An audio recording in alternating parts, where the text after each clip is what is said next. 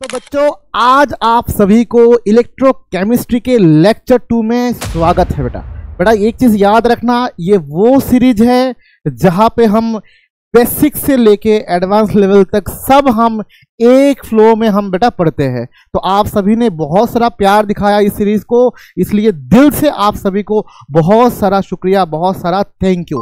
तो बेटा आज सीधा हम लोग स्टार्ट करेंगे। यहाँ पे भले ही नान्स इक्वेशन लिखा हुआ है क्योंकि आज की जो लेक्चर है उसमें जो मेन है हमारा वो है हमारा नान्स इक्वेशन, वो कि एक बहुत ही इंपॉर्टेंट टॉपिक है। इससे कई सारा क्वेश्चन है एग्जाम में सेट ऑलरेडी हो चुका है और इसको जानने के लिए कई सारा इक्वेशंस, कई सारा कंसेप्ट से गुजरना पड़ता। तो सब चीजें हम आज के क्लास में बेटा कंप्लीट करेंगे। आज एनसीईआरटी के पेज नंबर 36 से लेके पेज नंबर 40 तक आज हम लोग डिस्कस करेंगे। अभी फिलहाल आप देख लो बेटा, एक खुशखबरी भी है कि आपके जो अभी नीट का जो क्वेश्चन पेपर हुआ है तो उसके ऊपर देखते हुए हमारे जो एजुकेशन मिनिस्टर है उन्होंने भी एक प्रेस कॉन्फ्रेंस से एक शायद एक रिपोर्ट उन्होंने जारी किया कि सारा क्वेश्चन पेपर देखा जाएगा एंड पूरा जो भी तुम्हारा क्या बोलते हैं एग्जाम होगा वो बोर्ड लेवल यानी कि वो एनसीईआरटी लेवल होगा। मतलब समझ रहे हो, ये सीरीज जब मैंने स्टार्ट किया था मेरे को नहीं मालूम था कि भाई कोई ऐसा कोई स्टेटमेंट आएगा, लेकिन क्या बोलो बेटा, जब आप कोई काम बेटा शिद्दत से करते हो तो पूरा दुनिया बेटा पूरा कायनात आपको सपोर्ट करती है, ठीक है ना।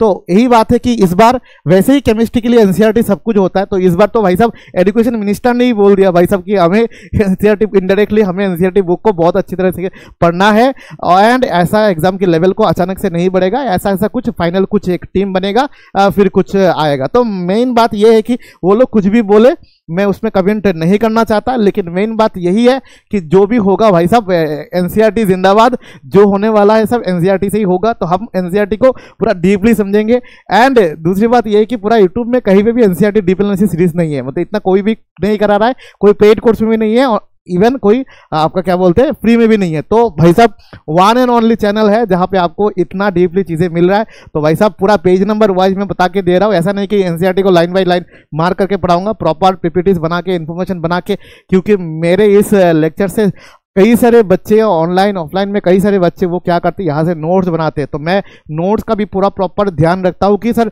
बच्चे को समझ में भी आना चाहिए, नोट्स भी आना चाहिए, उसका टाइम वेस्ट बिल्कुल नहीं होना चाहिए। क्लास के शुरुआत में 4 से 5 मिनट तक मैं अपना इंट्रो देता हूँ, क्या मैं करने वाला हूँ या मैं क्या कर रहा हूँ आपके साथ वो शेयर करता हूँ। उसके बाद A to Z complete continuous study होता है, नो बकवास नथिंग। तो हमारा बकवास अभी खत्म होता है और अभी हम स्टार्ट करते हैं सीधा टॉपिक से। तो लास्ट क्लास एक बार याद रखना बेटा, सबसे पहले बात तो ये है कॉपी पेन लेके बैठ जाओ। सबसे पहली बात तो कॉपी पेन लेके बैठ जाओ, अदरवाइज आप नोट नहीं बनाओगे तो कुछ फायदा नहीं होगा। अगर सर आपको अभी बनाने में दिक्कत हो रहा है आप सब समझ जाओ एंड यहाँ पे जो कैम क्लासेस विद राहुल का ऐप है वहाँ पे फ्री डाउनलोड सेक्शन मिलता है और वहाँ पे जाके आपको ये सब मटेरियल मिल जाएगा। लास्ट क्लास का भी मटेरियल अपलोडेड है, ये भी बहुत जल्द अपलोड हो जाएगा एंड आप जाके क्या करना बेटा, आप जाके वहाँ से प्रॉपर्ली नोट्स बनाना, क्योंकि मैं नोट्स पे बहुत ज़्यादा बिलीव करता हूँ। केमिस्ट्री सब्जेक्ट ऐसा है कि उसमें नोट्स जरूर बनाना चाहिए। जितना अच्छा नोट्स, जितना अच्छा रिविजन उतना अच्छा रिजल्ट, सिंपल बात है। नोट्स का level quality directly proportional to आपका रिजल्ट, रिवीजन जितना करोगे वो भी डायरेक्टली प्रोपोर्शनल टू आपका रिजल्ट अच्छा करने के लिए अच्छा कंटेंट एंड अच्छा रिवीजन होना चाहिए ही चाहिए। ठीक है बेटा, स्टार्ट करते हैं। सबसे पहले लास्ट क्लास में हमने गैल्वेनिक सेल को स्टार्ट किया था एंड वहाँ पे गैल्वेनिक सेल में हमने कई सारा इक्वेशंस, हमारा स्टैंडर्ड SRP SOP सब चीज़ें हमने लास्ट क्लास में बहुत ही शिद्दत से बहुत ही अच्छी तरह से हमने डिस्कस किया था। तो आज हम लोग कुछ नया ट्राई करने जा रहे हैं, लेकिन बात पे वही इलेक्ट्रोड पोटेंशियल, वही स्टैंडर्ड रिडक्शन पोटेंशियल, वही स्टैंडर्ड ऑक्सीजन पोटेंशियल आएगा। तो कोई बच्चा अगर लेक्चर 2 से देख रहा है तो मेरा रिक्वेस्ट है आपसे बेटा, आप कृपया आप लेक्चर 1 देख के जरूर आइए, अदरवाइज आपको समझने में बहुत ज़्यादा दिक्कत होगा। बीच में से मैं कभी भी इनोट सेल लिख लूंगा, आप समझ नहीं पाएंगे सर क्या आप लिख रहे हैं, सर कहाँ से आया क्या आया। ठीक है बेटा, देख लो अभी मैं आपको समझाने जा रहा हूँ। सबसे पहले आज का जो टॉपिक है, मेन टॉपिक यहाँ पे हम लोग आज जो हम निकालने जा रहे हैं वो है sir relation between Gibbs free energy and EMF of a cell.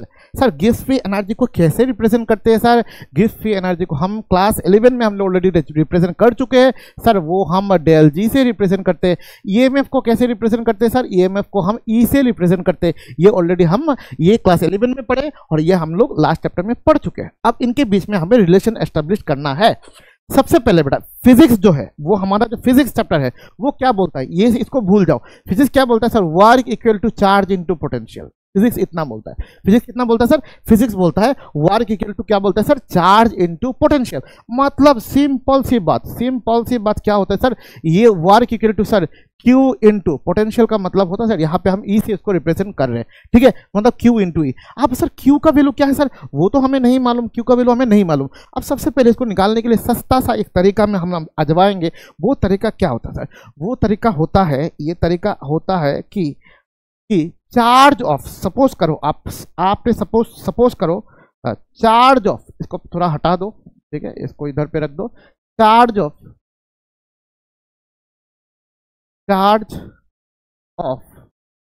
1 mole of electron कितना होता है? 1 मोल इलेक्ट्रॉन का चार्ज कितना होता है? आप एक चीज बताओ सर, 1 मोल इलेक्ट्रॉन का चार्ज मतलब 1 मोल मतलब सर जी 1 मोल में तो एवोगाड्रोस नंबर ऑफ पार्टिकल्स होता है, मतलब यहाँ पे इलेक्ट्रॉन बोला तो एवोगाड्रोस नंबर होगा। अब बताओ 1 मोल का चार्ज कितना है सर? 1 मोल का चार्ज है 1.6, कितना होता है सर? 1 कितना होता है सर? 1.6 इंटू 10⁻⁻19 कूलम इंटू, ये तो हो गया 1 इलेक्ट्रॉन का चार्ज। 1 मोल में कितना इलेक्ट्रॉन होता है sir? Avogadro's number of electron होता है, तो उसको मल्टीप्लाई करना है एवोगाड्रोस नंबर, यानी कि 6.022 इंटू 10⁻23 से इसको क्या करना है भाई? उसको मल्टीप्लाई करना है, ठीक है। आपने मल्टीप्लाई कर लिया, करने के बाद ये लगभग किसका बराबर आता है? ये तो नंबर है, ये कुलाम है तो यूनिट तो कुलाम आएगा, इसका वैल्यू लगभग 96500 कुलाम आता है, और इसी को हम लोग बोलते हैं सर 1 फेराडे। मतलब 1 मोल इलेक्ट्रॉन का जो चार्ज है वो होता है 96500 कुलम, और इसको हम क्या बोलते हैं शॉर्टली? 1 फेराडे। क्या बोलते हैं? 1 फेराडे। अगर हम 1 मोल का चार्ज अगर हम 1 फेराडे हो रहा है, मतलब सिंपल सी बात है सर, सिंपल सी बात यह है कि चार्ज ऑफ, सिंपल सी बात यह है कि सर चार्ज ऑफ, समझना ध्यान से समझना बेटा, charge of 1 mole of electron कितना होता है सर? 1 मोल इलेक्ट्रॉन का चार्ज कितना होता है सर? 96500 कुलम और 1 फेराडे। तो सिंपल सी बात है, देयरफॉर चार्ज ऑफ, देयरफॉर क्या लिखेंगे? Therefore charge of n mole of electron कितना होगा सर? कितना होगा? 1 फेराडे इंटू n, यानी कि n इंटू f, कितना होगा? nf, ठीक है। तो यहां से बेटा q का वैल्यू, ये जो q है, इस q की जगह हम क्या लिख सकते हैं? nfe, क्या लिख सकते हैं? nfe। और यही बात तो हमने आपको अभी बताया है, यही बात हमने आपको अभी फिलहाल आपको बताया है। ये देखो बेटा, ये देखो क्या लिखा हुआ है सर?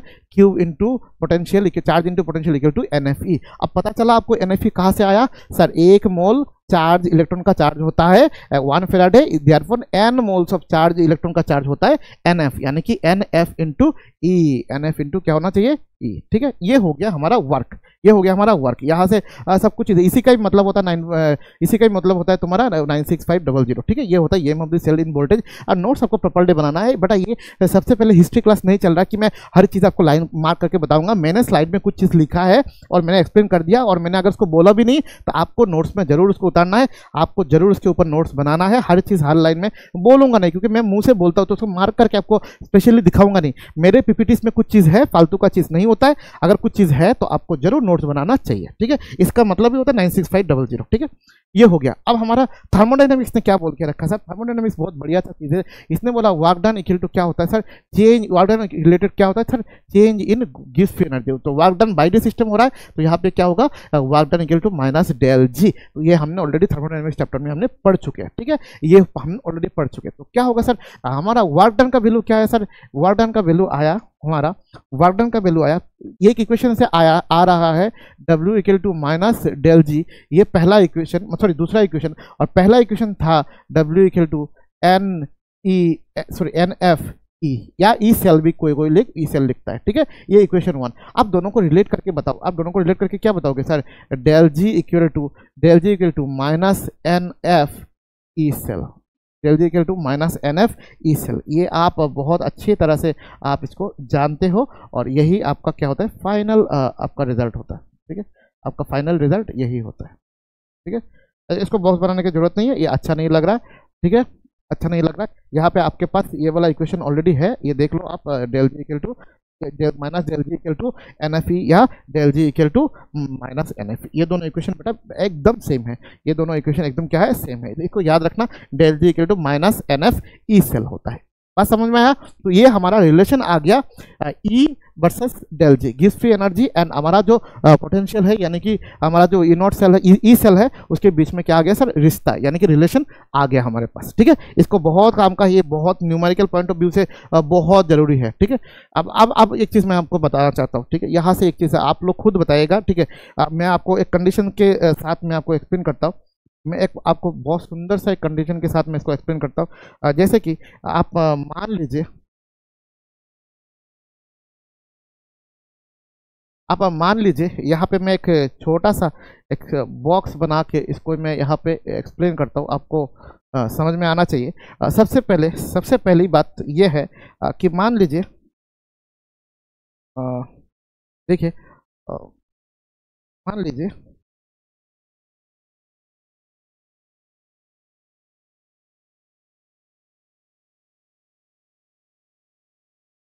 यहाँ पे मैं इस चीज़ को बताना चाहता हूँ, आप समझ में आना चाहिए आपको। एक चीज़ देखिए कि सर यहाँ पे ध्यान से देखना, यहाँ पे हमारा जो एक्सप्रेशन आया, एक्सप्रेशन क्या है सर? एक्सप्रेशन आया sir del G equal to minus N F E cell, ये हमारा एक्सप्रेशन आया, एन एफ ई सेल, ये हमारा फाइनल एक्सप्रेशन आया। ठीक है, आप मानते हो कि नहीं बताओ? ये हमारा एक्सप्रेशन आया।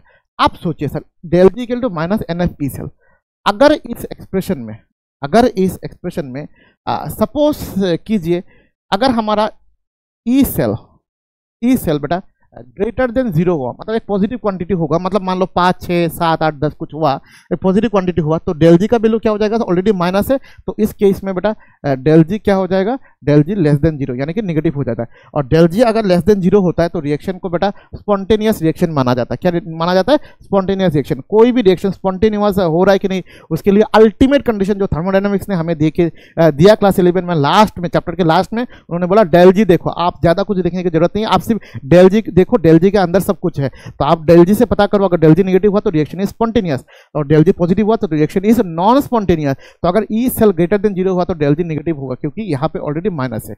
अब सोचो बेटा, ई सेल अगर लेस देन 0 हुआ, मतलब ई सेल ऑलरेडी नेगेटिव, तो नेगेटिव क्या होता है? पॉजिटिव। तो इस केस में डेल जी क्या होगा सर? ग्रेटर देन 0 होगा। डेल जी क्या होगा? ग्रेटर देन 0 होगा। ये अपना कॉमन सेंस लगा के देखो बेटा, यही होता है। तो ये सेम चीज़ है यहाँ पे हमने आपके सामने हमने ये वाला चीज़ दिखाया। ठीक है, आप एक बार देख लो सर क्या होता है। If EM of the cell क्या हो रहा है सर? ग्रेटर देन 0 हो रहा है, reaction spontaneous, energy release. Reaction spontaneous मतलब सिंपल सी बात है, रिएक्शन स्पॉन्टेनियस का मतलब ही हो रहा है सर, अगर आपका ई अगर ग्रेटर देन 0 हो रहा है तो बेटा डेल जी क्या हो रहा है? Less than 0। ठीक है। दूसरी बात सर, अगर आपका जो ई अगर नेगेटिव हो रहा है तो डेल जी नॉन स्पॉन्टेनियस, यानी कि डेल जी क्या हो रहा है? पॉजिटिव हो रहा है। डेल जी क्या हो रहा है? पॉजिटिव। ठीक है, तो यहाँ से क्या आएगा सर? यहाँ से क्या आएगा सर? यहाँ से आएगा, यहाँ से आपका क्या आ रहा है? यहाँ से आ रहा है कि डेल जी ग्रेटर देन 0, क्योंकि इनके बीच में रिलेशन क्या है सर? रिलेशन उल्टा है ना सर, आप वो समझने की कोशिश कीजिए। रिलेशन क्या है? Del G equal to minus N F E cell, यानी कि ई। ठीक है, ये होता है रिलेशन बेटा। ठीक है, तो ऑलरेडी माइनस है, तो एक नेगेटिव आएगा तो दूसरा पॉजिटिव आना ही है, एक को नेगेटिव आ गया तो दूसरे को पॉजिटिव हर हाल में आना ही है। तो इसलिए ये हो रहा है। डेल जी नेगेटिव मतलब reaction is spontaneous, del G positive reaction is non spontaneous, जो यहाँ पे हमने बार बार आपको यहाँ पे बताया है। ठीक है, इसको याद रखना, ये नॉन स्पॉन्टेनियस वाला चीज़, ये नॉन स्पॉन्टेनियस वाला चीज़ एंड आपके यहाँ पे जो स्पॉन्टेनियस वाला चीज़ है, इन दोनों को बहुत ध्यान से इन दोनों को याद रखना है। ठीक है, अब एट स्टैंडर्ड कंडीशन, मतलब स्टैंडर्ड कंडीशन मैंने ऑलरेडी आपको बताया था सर, स्टैंडर्ड कंडीशन क्या चीज़ होता है। देखो अब क्या बोला, एट स्टैंडर्ड कंडीशन में आपको निकालना ये में फिर स्टैंडर्ड में लिया क्या होता था? स्टैंडर्ड क्या होता है? स्टैंडर्ड के लिए आपको समझना, स्टैंडर्ड के लिए आपको क्या करना है? स्टैंडर्ड कंडीशन होता है अगर कंसेंट्रेशन 1 मोलर हो एंड प्रेशर जो होता है वो 1 atm प्रेशर हो एंड टेम्परेचर 298 यानी कि 25 डिग्री यानी कि रूम टेम्परेचर में अगर हो, तो इसको हम स्टैंडर्ड कंडीशन मानते हैं। और स्टैंडर्ड कंडीशन कुछ नहीं बेटा, ऊपर एक नॉट लगाते हैं। क्या करते हैं? ऊपर एक सुंदर सा क्या लगाते हैं भाई? ऊपर एक सुंदर सा नॉट लगाते हैं। क्या लगाते हैं? ऊपर एक सुंदर सा नॉट लगाते हैं। ये होता है स्टैंडर्ड कंडीशन। वही इक्वेशन है, आप हमारे पहले जैसा भी लिख सकते हैं sir, del G equal to minus N F E लिख सकते हैं, लेकिन क्या होगा? एक नॉट लग जाएगा क्योंकि ये स्टैंडर्ड कंडीशन है। स्टैंडर्ड कंडीशन कब होता है? जब कंसेंट्रेशन 1 मोलर होता है, pressure 1 atm and temperature 25 degree room temperature यानी कि 298 केल्विन में जब होता है, तब इस कंडीशन को हम मानते हैं कि सर ये स्टैंडर्ड कंडीशन है। ठीक है, तो ये होता है, ठीक है। ये सब चीज़ें यहाँ पे बोला गया, आप ध्यान से इसको नोट बनाइएगा, ठीक है। इसको नोट बनाना आपको बहुत ज़रूरी है। हर एक चीज़ को मैं लैंग्वेज फॉर्म में लिखना ज़्यादा पसंद करता हूँ, ठीक है, क्योंकि अगर नोट्स अच्छा बनता है, समझना, ध्यान से समझना, अगर नोट्स अच्छा बनता है तो ये मैं मान सकता हूँ, तो आपका क्या हो सकता है, नोट्स अच्छा बनने से आपको ज़्यादा देर चीज़ याद रहता है, ठीक है। और ऑफ कोर्स इसके लिए की तो बेटा रिवीजन ही होता है, मैं बार बार सबको बोलता हूँ रिवीजन ही मेन की होता है, ठीक है। लेकिन नोट्स ही नहीं बनेगा तो सही रिवीजन कहाँ से होगा, ठीक है। कंसेप्चुअल अंडरस्टैंडिंग यहाँ पे है, और सब चीज़ें मैंने बताया, थर्मोडायनामिक की फेवरेबल स्पॉन्टेनियस चीज़ें बताया, और सुंदर सा की पॉइंट देके नोट्स है, इसको जरूर नोट डाउन करके रखना है, क्योंकि नोट्स पढ़ने के बाद एक अलग सा फील आना चाहिए, भाई क्या नोट्स है, भाई सब समझ में आ रहा है। हम अगर क्लास 12 में पढ़ रहे तो 12 की एंड तक उसको याद रहना चाहिए, क्योंकि अभी अभी जुलाई का शुरुआत है, तो एंड तक उसको याद रहना चाहिए सर हमने क्या पढ़ा है, क्योंकि नेक्स्ट चैप्टर है आपका ऑर्गेनिक आने वाला है बेटा, ठीक है ना। तो ऑर्गेनिक का भी एक अलग से प्रेशर होता है, तो सब प्रेशर झेलने से बच्चे का क्या होता है, दिमाग में लोड ज़्यादा पड़ जाता है। तो अगर वो सुंदर करके एक नोट्स बोर्ड बना के रखेगा तो क्या होता है सर, वो अलग से मज़ा आता है उसमें, ठीक है ना। तो ये वही चीज़ है जो मैंने बताया, आप ध्यान से शिद्दत से इसको एक बार पढ़ लीजिएगा, एंड नोट्स तो जरूर एक बार बनाना, ठीक है। मैंने क्या बोला, वीडियो को पॉज करके भी आप नोट्स बना सकते हो, या बेटा यहाँ से एप्लीकेशन से भी आप उठा के नोट्स बना सकते हो, ठीक है। हो गया। अब आता है हमारा नॉन स्टिक्वेशन। अब हमारा क्या आता है, नॉन स्टिक्वेशन बहुत ही गजब सा है, मतलब गजब सा है, बहुत ही सिंपल है। यहाँ पे एक बार पढ़ लेना, मैं और वही चीज़ मैं अभी यहाँ पे एक बार रिपीट जरूर करूँगा। सबसे पहले मैं क्या करूँ एक्चुअली, मैं कैसे आपको बताऊँ, जब मैं क्लास 11 में बताता हूँ बच्चों को कि थर्मोडायनेमिक्स चैप्टर कितना इंपॉर्टेंट है, अब बच्चों को समझ नहीं आता है थर्मोडायनेमिक्स कहाँ से इंपॉर्टेंट है। कभी कभी जब मैं बोलता हूँ इक्विलिब्रियम चैप्टर इंपॉर्टेंट है, बच्चे मानते नहीं है कि सर इक्विलिब्रियम चैप्टर इंपॉर्टेंट है, लेकिन इनका देखो हर एक चीज़ आपको पता चलेगा। ये जो इक्वेशन है इसमें थर्मोडायनेमिक्स भी है, इसमें इक्विलिब्रियम के भी कंसेप्ट है, तो आपको जानना पड़ेगा। आपको लिक्विड सोल्यूशन चैप्टर एक मैंने पढ़ाया था, सोल्युबिलिटी बोल के एक टॉपिक, आप जाके देखना उसके ऊपर कितने बच्चे ने टॉपिक कितने बच्चे ने इसको यहाँ पे कमेंट किया कि सर बेस्ट लेक्चर, क्योंकि सोल्युबिलिटी को थर्मोडायनामिक्स एंड आपका क्या बोलते हैं आपको एंड इक्विलिब्रियम के साथ कंपेयर करके उतना डीपली कोई पढ़ाता ही नहीं है, सच बता रहा हूँ, कोई पढ़ाता ही नहीं, ऊपर से बोल देते सोल्युबिलिटी घटता है बढ़ता है, लेकिन वहाँ पे बहुत डीपली सोल्युबिलिटी टॉपिक को पढ़ाया गया। जो जिसने भी देखा सोल्युबिलिटी टॉपिक को क्लास 12 के फर्स्ट चैप्टर लिक्विड सोल्यूशन का, वो नीचे जरूर एक बार एटलीस्ट लाइक और कमेंट तो करके ही जाता है, ठीक है ना। अब देखो ये रिलेशन थर्मोडायनेमिक्स ने हमको दिया, क्या रिलेशन दिया sir, del G equal to del G naught plus R T L N Q. अरे सर जी यहाँ पे कौन क्या है, डेल जी हमें पता है सर, डेल जी का मतलब क्या है सर, डेल जी ऑलरेडी हमें क्या है सर पता है। डेल जी का मतलब होता है आपका समझ लो, डेल जी का मतलब होता है स्टैंडर्ड गिव free energy change. Del G naught क्या होता है सर, स्टैंडर्ड होता है, ठीक है। क्यू क्या होता है, रिएक्शन क्वोशेंट, इसके बारे में बात करेंगे, इसके बारे में अभी बात करेंगे। क्यू का मतलब क्या होता है, कोई भी बेटा कोई भी एक रिएक्टेंट है, मान लीजिए मैं यहाँ से एक फ्रेश स्लाइड लेके ही मैं डिस्कस करता हूँ। कोई भी एक रिवर्सिबल रिएक्शन आप ले लीजिए सर, ये मान लीजिए कोई एक रिवर्सिबल रिएक्शन लाइक सर ए प्लस बी वो आपका दे रहा है सर सी प्लस डी। मैं यहाँ पे इसका जो फिजिकल स्टेट वो नहीं लिख रहा हूँ, आप सभी को पता है। अब मान लो ये सब गैसियस स्टेट में है, वो आप ऐसा मान के चलो। तो क्या होता है जब इनके बीच में इक्विलिब्रियम एस्टेब्लिश्ड होता है, जब इनके बीच में इक्विलिब्रियम एस्टेब्लिश होता है तो उसके लिए दो इक्वेशन डिराइव्ड है। अब मैं यहाँ पे बताता हूँ, जब इक्विलिब्रियम एस्टेब्लिश होता है तो एक इक्वेशन डिराइव्ड होता है केसी, यानी कि इन टर्म्स ऑफ कंसेंट्रेशन, यानी कि यहाँ पे केसी का मतलब क्या होता है, केसी का मतलब होता है कंसेंट्रेशन ऑफ प्रोडक्ट, यानी कि C to the power stoichiometric coefficient, और ये actually law of mass action से आया। तो concentration of D to the power D, concentration of A to the power A, and concentration of B to the power B. And एक होता है KP, वो भी इक्विलिब्रियम कांस्टेंट, लेकिन ये in terms of partial pressure, मतलब partial pressure of C to the power C into partial pressure of D to the power D, partial pressure of A to the power A into partial pressure of B to the power B, ये होता है। और Q होता है reaction quotient, जब equilibrium पे केसी KP defined है, और जब इक्विलिब्रियम नहीं होता है तो कोई भी टाइम पे, मतलब इक्विलिब्रियम नहीं, कोई भी टाइम पे आपको क्यूसी एंड क्यूपी लिया जाता है। क्या लिया जाता है, क्यूसी एंड क्यूपी लिया जाता है। ये कभी भी लिया जा सकता है, ये कभी भी लिया जा सकता है, ठीक है। अब इसका इक्वेशन क्या होगा, इसका एक्सप्रेशन क्या होगा सर, इसका एक्सप्रेशन जैसा ही तुम्हारा केसी का एक्सप्रेशन होता है, क्यूसी का भी एक्सप्रेशन क्या होता है सर, एग्जैक्टली सेम होता है सर। जैसे ही आपका केपी का एक्सप्रेशन होता है, ऐसा ही क्यूबी का एक्सप्रेशन भी बेटा एग्जैक्टली क्या होता है, एग्जैक्टली सेम होता है। इसमें कोई प्रॉब्लम नहीं है, इसमें कोई डाउट नहीं है।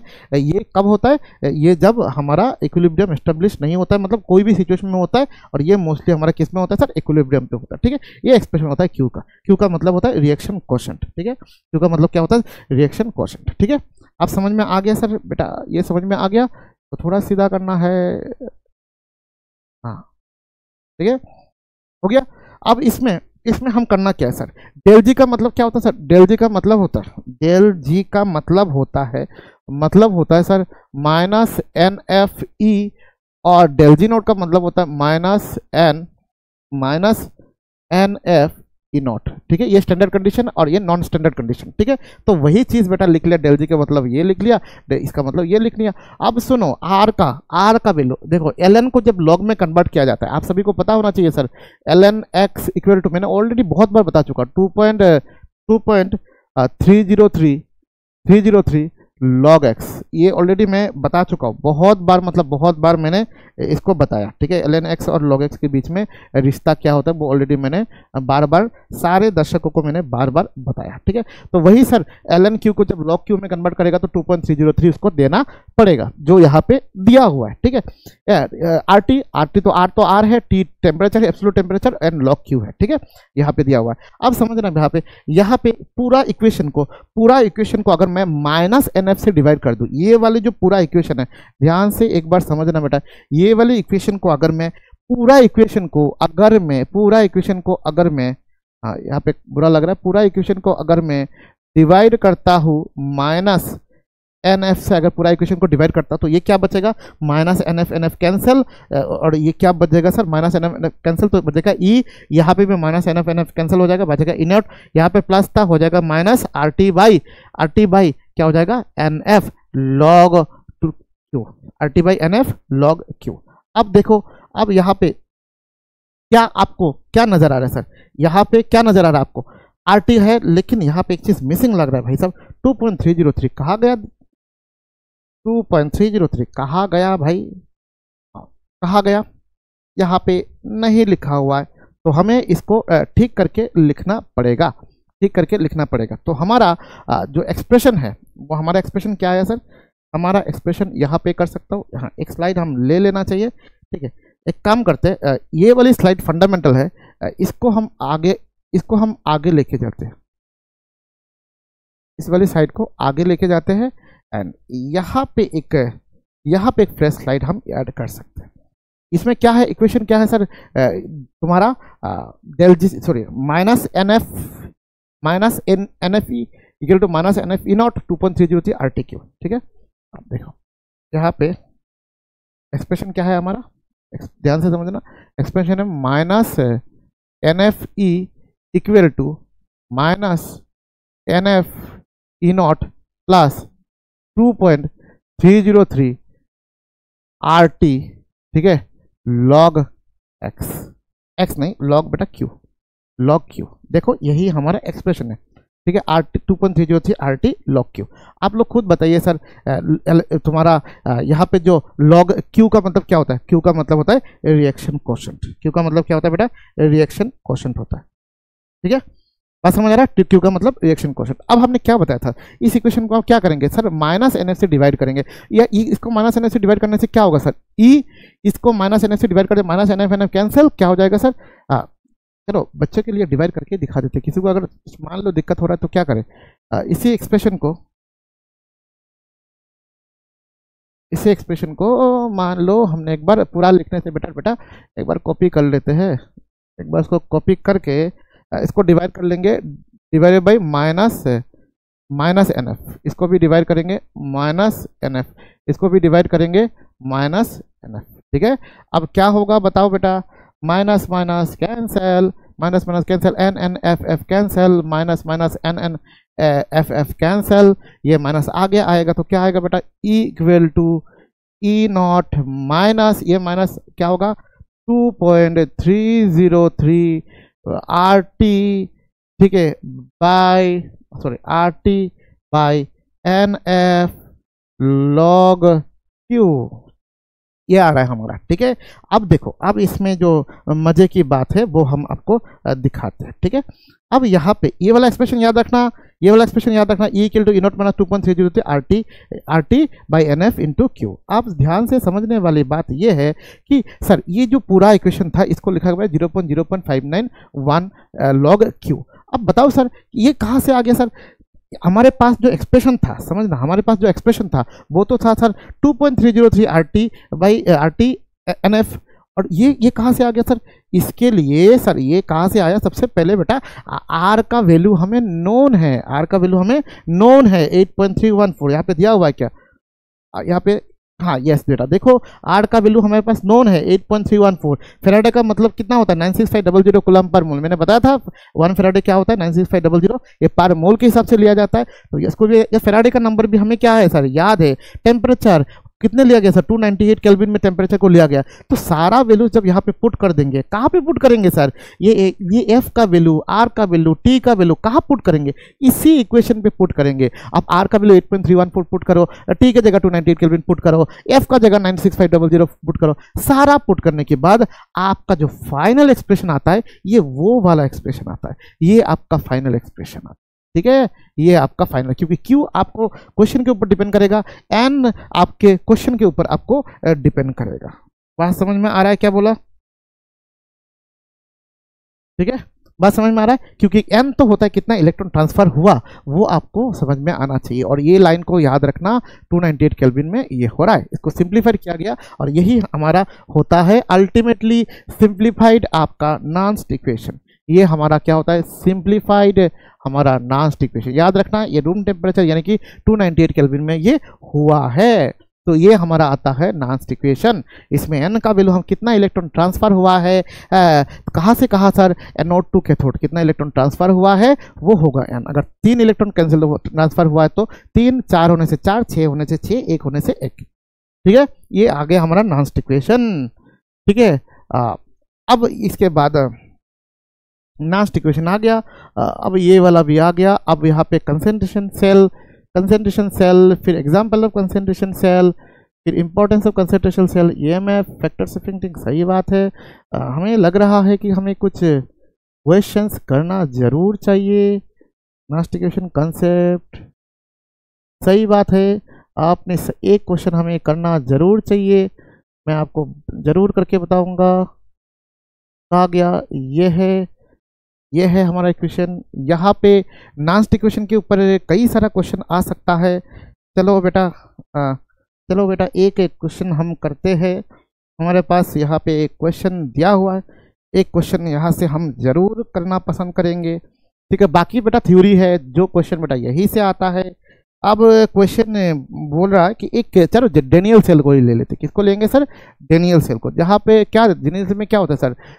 Zinc solid sir Zn2+ aqueous में जाता है और यहाँ पे सॉल्ब्रिज होता है, यहाँ पे बेटा Cu2+ एक्वस होता है। इनका कंसंट्रेशन गिवन होगा और ये किस में जाता है बेटा? Cu सॉलिड में। सर बेटा इसका कंसंट्रेशन दिया हुआ है ऐसे ही रैंडमली 0.4 मोलर, इसका कंसंट्रेशन 0.2 मोलर। अब क्वेश्चन बोला है check the spontaneity of the reaction. Question आप लिखो check the spontaneity of reaction. आपको बताना है ये रिएक्शन स्पॉन्टेनियस है कि नहीं, ये आपको क्या करना है बेटा? बताना है। आपको रिएक्शन स्पॉन्टेनियस है कि नहीं वो वाली चीज आपको अभी बताना है, ठीक है। हाँ, अब देखो इसके लिए हमें क्या करना पड़ेगा? सबसे पहले बेटा रिएक्शन को लिखना जरूर पड़ेगा। ये मैं प्रोसेस बताता हूँ। आपको चेक करना है, check the spontaneity of the reaction, मतलब रिएक्शन स्पॉन्टेनियस है कि नहीं। इसको कैसे चेक करेंगे? सबसे पहले बेटा एनोड में क्या हो रहा है, सबसे पहले क्या लिखोगे? At anode. एनोड में कहाँ हो रहा है? एनोड में बेटा जिंक सॉलिड कन्वर्ट हो रहा है Zn2+ एक्वस एंड ऑक्सीडेशन हो रहा है, इसलिए 2 इलेक्ट्रॉन वो रिलीज भी कर रहा है। एट कैथोड में क्या हो रहा है? एट कैथोड में क्या हो रहा है बेटा? एट कैथोड में रिडक्शन हो रहा है, तो Cu2+ जो एक्वस है वो 1 at a time 2 electron receive करके Cu सॉलिड बना रहा है, तो आपका नेट सेल रिएक्शन क्या होने वाला है इसे बेटा, दो दो इलेक्ट्रॉन कैंसिल चला गया। जैसे ही दो इलेक्ट्रॉन कैंसिल गया, कॉर्नर पे लिख के रखना दो इलेक्ट्रॉन ट्रांसफर हुआ है, यानी कि n का वैल्यू 2। याद रखना n का वैल्यू कितना आ गया, 2 आ गया। याद रखना दो इलेक्ट्रॉन कैंसिल हुआ, दो इलेक्ट्रॉन ट्रांसफर हुआ है, तो n का वैल्यू क्या कितना है, 2। ठीक है, अब नेट इक्वेशन क्या आ रहा है sir, zinc solid plus Cu2 plus aqueous gives Zn2 plus aqueous plus Cu solid. ये हमारा मेन इक्वेशन आ गया, ये हमारा क्या आ गया, मेन इक्वेशन आ गया। अब हमें निकालना है ई सेल। क्या निकालना है, ई सेल। अब देखो बेटा, देखो एक क्वेश्चन किसी का दिमाग में आ सकता है, सर हम जो स्पॉन्टेनिटी की बात करते हैं, ई सेल के रेस्पेक्ट में बात क्यों करते हैं, इनोड सेल के रेस्पेक्ट में बात क्यों नहीं करते। बेटा इनोड सेल स्टैंडर्ड होता है, जैसे ही आपने कैथोड एनोड को चूज कर लिया, इलेक्ट्रोलाइट आपने चूज कर लिया, आपने इनोड वैल्यू को फिक्स कर लिया। इसका कोई कुछ सेल चार्जिंग डिस्चार्जिंग में, सेल अगर यूज हो रहा है मतलब सेल डिस्चार्ज हो रहा है, सेल की चार्जिंग डिस्चार्जिंग में कोई फर्क नहीं पड़ता है। इसलिए सारा स्पॉन्टेनिटी जो चेक किया जाता है तो del G equal to minus N F E cell लिखा जाता है, ना कि del G not equal to n F minus N F E not cell. बेटा ई नॉट फिक्स्ड होता है, आपने जैसे ही कैथोड एनोड को फिक्स किया वो क्या हो गया, फिक्स हो गया। और इसका वैल्यूज आप सभी को पता है, आप सभी ने ई नॉट वैल्यूज इसका ऑलरेडी निकाल के रखे हैं। तो क्या निकाल के रखे सर, ई नॉट वैल्यू क्या लिखा sir, E not reduction potential of cathode minus reduction potential of anode. इसका वैल्यू कैथोड में कौन है सर, कैथोड में कॉपर होता है, कॉपर का वैल्यू क्या होता है सर 0.34, ऑलरेडी लास्ट क्लास में हमने कर चुके हैं, माइनस। और एनोड का जिंक है, जिंक का वैल्यू क्या होता है एसआरपी माइनस 0.76, तो दोनों को मिलाने के बाद क्या होता है सर 1.10 वोल्ट। तो ये होता है इनोड वैल्यू, ये हमारा फिक्स होता है। और ये डिसाइड नहीं करता है कि रिएक्शन स्पॉन्टेनियस है कि नहीं। रिएक्शन स्पॉन्टेनियस होने के लिए हमें ई सेल निकालना पड़ेगा, वहां से डेल जी के साथ उसको इक्वेट करना पड़ेगा। और अगर डेल जी निगेटिव आता है तो दिस रिएक्शन इज स्पॉन्टेनियस, अगर डेल जी पॉजिटिव आता है तो रिएक्शन इज नॉन स्पॉन्टेनियस। ऐसा भी क्वेश्चन आपसे पूछ सकता है। तो अब हम एक स्लाइड एंड करते हैं और यहाँ पे लिखते हैं सर क्या इक्वेशन था, ई सेल इक्वल टू क्या था, इनॉट क्या था, इनॉट सेल या minus 0.059 by n log of Q. ठीक है, अब ई सेल हमें निकालना है बेटा, ई सेल निकालना है। इनोड सेल का वैल्यू हमें मिल गया है 1.10 वोल्ट माइनस 0. इसको सिंप्लिसिटी के लिए 0.06 भी ले सकते हो आप, कोई प्रॉब्लम नहीं। एन का वैल्यू 2 आया है, कैसे आया है यहाँ पे देखो, दो इलेक्ट्रॉन काटाकुटी गया है तो एन का वैल्यू 2 आ गया है, एन का वैल्यू 2 आया। अब लॉग ऑफ कंसेंट्रेशन ऑफ, देखो कंसेंट्रेशन राइट साइड में कौन है, कॉपर सॉलिड, सॉलिड का कंसेंट्रेशन 1 मानते हैं। लेफ्ट साइड में जिंक, तो इसका भी कंसेंट्रेशन कितना मानेंगे 1। तो concentration of Zn2 plus by right by left, यानी कि concentration of product by reactant, concentration of Zn2 plus by concentration of Cu2 plus. आप बोलोगे सर इन दोनों को क्यों नहीं लिखा जा रहा है, जिंक एंड कॉपर सॉलिड को। बेटा सॉलिड का कंसेंट्रेशन को हम 1 मान के चलते हैं, तो यहाँ पे क्या लिखे कंसेंट्रेशन ऑफ जिंक। पहले देखो ना, मैंने रिएक्शन का क्वेश्चन में सिखाया था आपको, ये देखो बेटा रिएक्शन का देखो concentration of product by concentration of reactant. और इसका अगर स्टोइचियोमेट्रिक कोफिशिएंट है तो वो ऊपर आ जाएगा पावर में, लेकिन यहाँ पे कोई स्टोइचियोमेट्रिक कोफिशिएंट आपको दिखने को नहीं मिल रहा है, तो पावर में बेटा कुछ नहीं आएगा, पावर में कुछ नहीं आएगा। और एक चीज़ मैंने इन्फॉर्मेशन दे दिया, क्या दे दिया मेरे बच्चों बताओ तो, मैंने क्या दिया कि सॉलिड का कंसेंट्रेशन बेटा 1 होता है, इसलिए कॉपर सॉलिड जिंक सॉलिड को फिलहाल नेगलेक्ट किया जाएगा, क्योंकि 1/1 क्या होता है 1 ही होता है, वो लिखना ना लिखना अलग बात है, सेम बात है। तो हम क्या लिखेंगे कंसेंट्रेशन ऑफ राइट साइड, मतलब यानी कि जिंक का कंसेंट्रेशन बाय Cu2 प्लस का कंसेंट्रेशन। तो यहाँ पे क्या आएगा concentration of Zn2 plus, third bracket में कंसेंट्रेशन को लिखते हैं bye concentration of Cu2 plus. तो यहाँ से आएगा 1.10 माइनस 0.03 इनटू लॉग ऑफ। ठीक है, अब वैल्यूज गिवन है, समझ लो वैल्यूज कितना गिवन है भाई, जिंक का गिवन है 0.4 एंड कॉपर का 0.2। क्या है, जिंक का 0.4 और इसका है 0.2। काटाकुटी करने के कितना होगा, ये है 2 से काटने से ये 2, यानी कि log 2। तो 1.10 माइनस 0.03 इंटू log 2 का वैल्यू क्या होता है, इंटू क्या होता है log 2 का वैल्यू होता है 0.3010।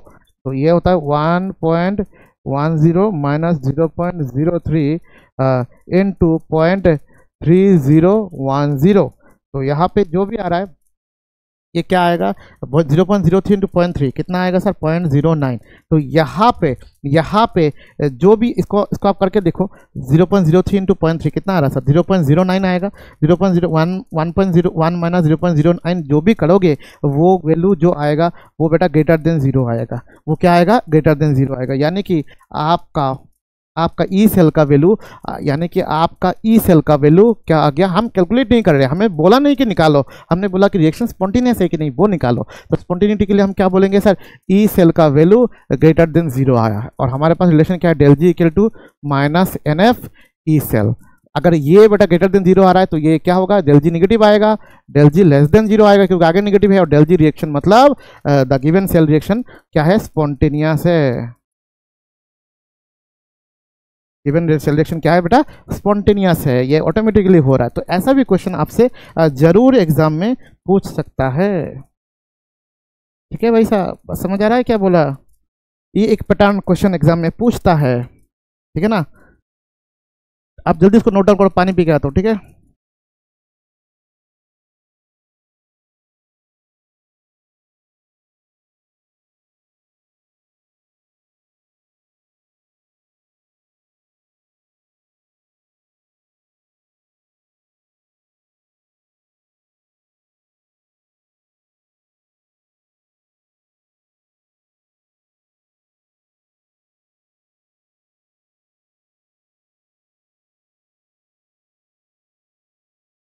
हाँ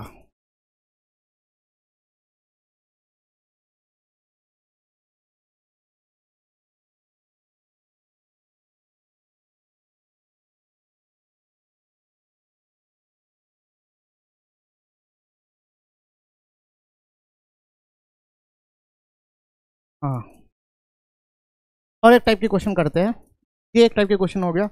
और देखो डायरेक्ट फॉर्मूला बेस्ड, मतलब डायरेक्ट नॉन इक्वेशन के फॉर्मूला से, इसके फॉर्मूला से क्वेश्चन तो आता ही है, इसके फॉर्मूला से क्वेश्चन आता है। तो मैंने इसको ऐड कर दिया कि स्पॉन्टेनिटी के ऊपर एक क्वेश्चन को ऐड कर लिया कि स्पॉन्टेनियस है कि नहीं बताओ। लेकिन याद रखना ये इनोड वैल्यू फिक्स होता है, जैसे आपने कैथोड एनोड इलेक्ट्रोलाइट को फिक्स किया, इनोड क्या हो गया सर, फिक्स हो गया। तो इसको आप दिमाग में रखना है। और ये कंसेंट्रेशन कुछ भी हो जाए दुनिया, कंसेंट्रेशन कुछ भी दे दो, कभी ये कभी चेंज नहीं होता। कंसेंट्रेशन चेंज होने से बेटा ये चेंज नहीं होता, चेंज ये होता है। इसलिए स्पॉन्टेनिटी इसके ऊपर नहीं, इसके ऊपर डिपेंड करता है। बात समझ आया। हाँ, इसमें बैटरी का चार्जिंग डिस्चार्जिंग कोई इसमें फैक्टर नहीं होता है। हो गया बात। अब हम एक टाइप के क्वेश्चन हमने किया, और दूसरे और एक टाइप के क्वेश्चन एग्जाम में आता है। हाँ मिल गया, एक पॉपुलर क्वेश्चन टाइप के क्वेश्चन आता है एग्जाम में, ये भी हम आपको करवाते हैं। ठीक है, एक टाइप का क्वेश्चन मिल गया, आइदर ई सेल पूछता है या आपका स्पॉन्टेनिटी के बारे में पूछता है। और एक टाइप के क्वेश्चन करते हैं, वो आप शायद आप लोग गलती करोगे, इसलिए मैं इस टाइप के क्वेश्चन को मैं करवा देता हूँ। ठीक है, आपको मैंने क्या बताया था बेटा, हो सकता है ये एनसीईआरटी डीप एनालिसिस सीरीज है, तो हल्के में मत लेना है, इसमें उस तमाम चीज़ों को कराया जाता है जो एक बच्चे को करना चाहिए। ठीक है ना, तो प्लीज़ इस सीरीज को सीरियसली करना, आपको बहुत मजा आएगा। ठीक है, बात समझ आ गया। अब देखो एक क्वेश्चन है, फिर से क्वेश्चन है। ठीक है, क्वेश्चन में बोला है कि कुछ गिवन है, क्वेश्चन में गिवन दैट, कुछ चीज़ें गिवन है। क्या गिवन है बता देता हूँ। इनॉट Cu2 + 2 Cu2 + 2 Cu2 + 2 वैल्यू है आपका 0.33 वोल्ट, ये वैल्यूज दिया हुआ है, 337 है। ठीक है, 337 वोल्ट दिया हुआ है। एंड आपका इनॉट Cu + 2 Cu2+ का वैल्यू है -0.153 volt. Then calculate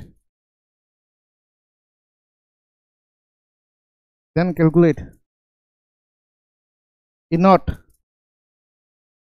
Cu + 2 Cu, calculate E naught Cu + 2 Cu का वैल्यू निकालना। ठीक है, ये क्वेश्चन है बेटा। आप इसमें गलती क्या करते हो वो पहले मैं आपको बता देता हूँ। ठीक है, क्या गलती करते हो वो मैं पहले आपको, आप लोग क्या करोगे मैं वो आपको पहले बता देता हूँ। ठीक है, आप लोग क्या करने वाले हो, आप लोग सबसे पहले इसको देख के इक्वेशन लिखोगे। क्या लिखोगे सर, Cu2+ से Cu जा रहा है, अच्छी बात है सर, Cu2+ से, अब मैं फिजिकल स्टेट नहीं लिख रहा हूँ, Cu जा रहा है मतलब 2 इलेक्ट्रॉन गेन कर रहा है, रिडक्शन हो रहा है, एंड ये Cu जा रहा है, और इसका जो इनॉट वैल्यू है वो मैं लिखता हूँ इनॉट 1, ये वैल्यू है 0.337 वोल्ट, ये हो रहा है। दूसरा क्या हो रहा है सर, दूसरा इक्वेशन क्या गिवन है, Cu+ से Cu2+ में जा रहा है, मतलब ऑक्सीडेशन, Cu2+ में जा रहा है, एक इलेक्ट्रॉन गेन कर रहा है, सॉरी लॉस कर रहा है, इसके लिए वैल्यू दिया हुआ ये, इसको इनॉट 2 लिखते हैं, इनॉट 2 लिखते हैं, और ये है -0.153, ये 0.153 वोल्ट। ठीक है, ये हो गया। ठीक है, अब ये आपको समझना चाहिए। ठीक है, ये हो गया। अब समझना, आपको निकालना क्या है सर, निकालना क्या है सर, निकालना है ये निकालना जो है उसको मैं डिफरेंट इंक से लिखता हूँ। क्या निकालना है आपको Cu+ से Cu, मतलब Cu+ से एक इलेक्ट्रॉन गेन करेगा और ये बनेगा Cu। ठीक है, और इसका जो इनॉट वैल्यू है यानी कि इनॉट 3 है, ये आपको निकालना है। ठीक है, आप क्या करोगे, आप लोग क्या करते हो वो मैं पहले बता देता हूँ। आप लोग क्या करते हो, आप लोग देखते हो सर, अगर ये इक्वेशन 1 है, इक्वेशन 2 है, ठीक है, अब सोचो इक्वेशन 1 एंड 2 को अगर ऐड करते हो तो क्या होता है, इक्वेशन 1 एंड 2 को अगर ऐड करके देखो, इक्वेशन 1 एंड 2 को आप ऐड करो, इक्वेशन 1 प्लस इक्वेशन 2, इसको ऐड करो, इसको ऐड करने से क्या होता है बताओ, इसको ऐड करने से क्या होता है, इसको ऐड करने से सर सबसे पहली बात तो है सर, यहाँ पे क्या क्या कैंसिल जाता है सर, सबसे पहली बात सर यहाँ पे Cu2+ है, ये Cu2+ है, सबसे पहली बात ये कैंसिल चला जाता है, तो और 2 इलेक्ट्रॉन माइनस एक इलेक्ट्रॉन बचता है, मतलब सिंपल सी बात है, इसको प्लस करने से सीधा ये वाला आ जाता है, सीधा ये वाला आ जाता है कि Cu+ 2 इलेक्ट्रॉन माइनस एक इलेक्ट्रॉन, मतलब लेफ्ट साइड में एक इलेक्ट्रॉन गिव्स राइट साइड में Cu, एग्जैक्टली ये क्वेश्चन आता है इक्वेशन 1 एंड 2 को प्लस करने से। तो आप क्या करते हो सर, आप सीधा बोलते हो सर हमको इनॉट 3 चाहिए, which is nothing but Q1 not plus sir E2 not. बेटा सबसे पहले बात है, सबसे पहली बात है ये जो आपने किया ये थोड़ा नहीं 100% गलत है, ये 100% आपके लिए क्या है, गलत है, ये पूरा क्या है बेटा, गलत है, पूरा गलत है, पूरा नहीं, आधा नहीं, पूरा गलत है। क्यों, क्योंकि ये कभी इक्वल नहीं हो सकता। क्यों, मैं बताता हूँ क्यों नहीं हो सकता, क्योंकि एक होता है एक्सटेंसिव प्रॉपर्टी, एक होता है इंटेंसिव प्रॉपर्टी। कभी भी इंटेंसिव प्रॉपर्टी जो थर्मोडायनेमिक्स ने बोला है इंडिपेंडेंट ऑफ अमाउंट, तो वो कभी एडिटिव हो ही नहीं सकता। एक्सटेंसिव प्रॉपर्टी जो होता है वो एडिटिव नेचर होता है, आपका जो ΔG है वो एक्सटेंसिव होता है, प्रॉपर्टी होता है, वो एडिटिव नेचर होता है। ई जो होता है ये आपका, ये ई सेल जो होता है पोटेंशियल, ये आपका क्या होता है, इंटेंसिव प्रॉपर्टी, और ये एडिटिव नहीं है, आप इसको ऐड नहीं कर सकते हो, ये एडिटिव नहीं है, इसको आप ऐड नहीं कर सकते हो, आप सिर्फ ΔG को ऐड या सब्सट्रैक्ट कर सकते हो, जो भी करना है वो ΔG के साथ कर सकते हो, ई के साथ आप नहीं कर सकते हो। तो ऐसा अगर सिचुएशन आ जाए तो आपको ऐसा नहीं लिखना है। तो सर हम करें तो करें क्या, अरे भाई साहब ये अगर इनोट हुआ तो इसका कुछ तो ΔG वैल्यू होगा, तो चलो ना भाई हम इसको लिखते हैं, इसको लिखते हैं बेटा, क्या लिखते हैं इसको लिखते हैं ΔG1, इसके लिए वैल्यू क्या होगा ΔG1, इसके लिए क्या होगा ΔG2, और इसके लिए क्या होगा सर ΔG3। बेटा ΔG3 तो आपका क्या हो गया, ΔG3 तो आपका एक्सटेंसिव प्रॉपर्टी है, ये तो एडिटिव है, इसको तो हम ऐड कर सकते हैं, इसको तो हम ऐड जरूर कर सकते हैं। तो इसके लिए क्या लिखेंगे, इसके लिए हम क्या करेंगे, क्या लिखेंगे sir ΔG3 equal to ΔG2 plus ΔG1। तो इसके लिए क्या लिखेंगे sir -NF E naught 3 equal to -NF sir E naught 2 plus की जगह क्या होगा, अभी माइनस होगा, -NF इनॉट 3, ठीक है ये होगा। तो इसके लिए आप देखो, आराम से देखो बेटा, इसके लिए थर्ड जो इक्वेशन है इसमें कितना इलेक्ट्रॉन ट्रांसफर हुआ बेटा, 1 इलेक्ट्रॉन, तो इसके लिए n का वैल्यू क्या होगा -1F, ठीक है 1 इंटू F 1F इनॉट 3, ये हमें निकालना है। 2 नंबर इक्वेशन जो है, नंबर 2 इक्वेशन में कितना इलेक्ट्रॉन ट्रांसफर हुआ, 1 इलेक्ट्रॉन, और 1 नंबर में 2 इलेक्ट्रॉन, तो इसके लिए क्या लिखेंगे -1F इनॉट 2 माइनस, ठीक है, और एक नंबर के लिए, सॉरी ये गलत लिख लिया मैंने, ये क्या होगा 1 होगा। नंबर 1 इक्वेशन जो है इसमें कितना इलेक्ट्रॉन ट्रांसफर हुआ सर 2 इलेक्ट्रॉन। तो इसमें क्या लिखेंगे n की जगह लिखेंगे ट्वाइस f, क्या लिखेंगे E नॉट 1। ठीक है, यहाँ से क्या कैंसिल जा रहा है सर, यहाँ से जो कैंसिल जा रहा है वो है आपका f f f, तीनों में कैंसिल जा रहा है। और माइनस से मल्टीप्लाई कर दो सबको तो क्या होगा सर, क्या होगा E नॉट 3 इक्वल टू क्या होगा E नॉट 2 माइनस माइनस ये हो जाएगा प्लस, ये भी प्लस हो जाएगा ट्वाइस क्या होगा E नॉट 1। तो आप जो कर रहे थे पहले E not 3 equal to E not 1 plus E not 2 नहीं हुआ, practically E not 2 plus 2 E not 1 हुआ है। तो आप इसको जरूर कीजिएगा। E नॉट 2 का वैल्यू आपके पास से गिवन है। E नॉट 2 का क्या वैल्यू गिवन है, E नॉट 2 का वैल्यू है माइनस 0.153 माइनस 0.153 प्लस क्या है E नॉट 1 का वैल्यू क्या है 2 इंटू 0.337 प्लस 2 इंटू 0.337। ये करने के बाद मल्टीप्लाई करने के बाद जो भी वैल्यू आएगा वही आपका E नॉट 3 का वैल्यू होगा, वही आपका E नॉट 3 का वैल्यू होगा। ठीक है, बात समझ में आया। यहाँ पे वैल्यू है 0.512 0.512 वोल्ट, ये तुम्हारा क्या है वैल्यू से। बात समझ में आया कि नहीं बताओ। मैंने एग्जैक्टली सही किया, एकदम सही किया बेटा। ये सब क्वेश्चन जरूर एग्जाम में आता है, आपको जरूर करना चाहिए, जरूर मतलब जरूर करना चाहिए।